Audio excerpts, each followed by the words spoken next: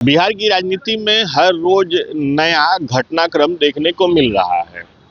हर रोज नए समीकरण बन रहे हैं और बिगड़ रहे हैं। दरअसल ताजा मामला महागठबंधन से जुड़ा हुआ है। तेजस्वी यादव ने आज महागठबंधन के तमाम विधायकों की मीटिंग बुलाई। दावा यहां तक किया जा रहा है कि इस मीटिंग में एआईएमआईएम और बसपा के भी विधायक शामिल होंगे।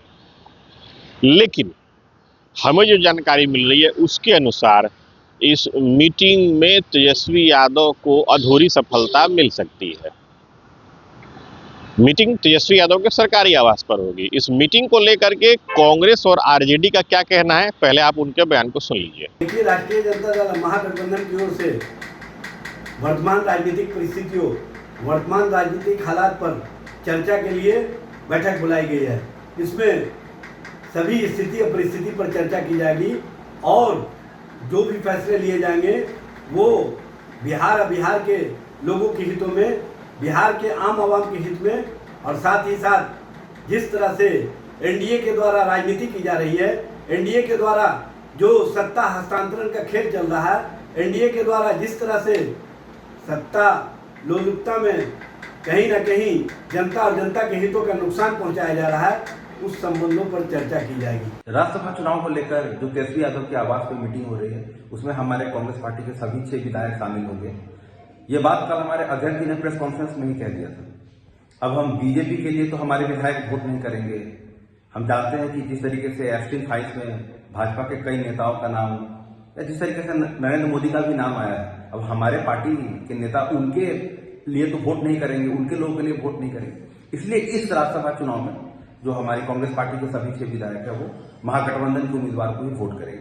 तो आपने सुना कांग्रेस और आरजेडी इस मीटिंग को लेकर के क्या कर रही है, लेकिन टीवी9 डिजिटल के पास जो जानकारी है उसके अनुसार इस मीटिंग में एआईएमआईएम और बहुजन समाज पार्टी के जो एकमात्र विधायक हैं वो शामिल नहीं होंगे। दरअसल जानकारी ये निकल करके सामने आ रही है कि इस मीटिंग को राज्यसभा चुनाव को लेकर के तेजस्वी यादव के द्वारा बुलाई गई है।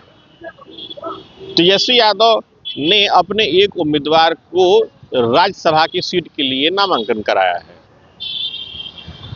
राज्यसभा सीट पर के लिए जीत दर्ज करने के लिए 41 विधायकों की जरूरत है। तेजस्वी के पास विधायकों की संख्या कम हो रही है।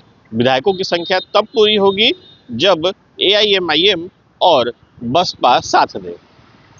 लिहाजा अब सबकी नजरें जो हैं इन दोनों ही दलों के विधायकों के ऊपर टिक गई है।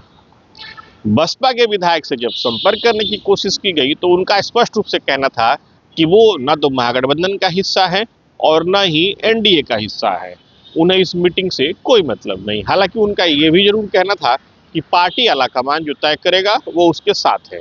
वहीं एआईएमआईएम का भी स्पष्ट रूप से कहना था कि अभी इस मीटिंग के बारे में हमें कोई जानकारी नहीं है, आलाकमान जो तय करेगा हम उसके साथ चलेंगे। बहरहाल इस मीटिंग को लेकर के सबकी नजरें अब टिकी हुई हैं। मामला दिलचस्प बनता जा रहा है। सवाल ये अब उठने शुरू हो गए हैं कि क्या तेजस्वी यादव को राज्यसभा सीट के लिए सफलता मिलेगी।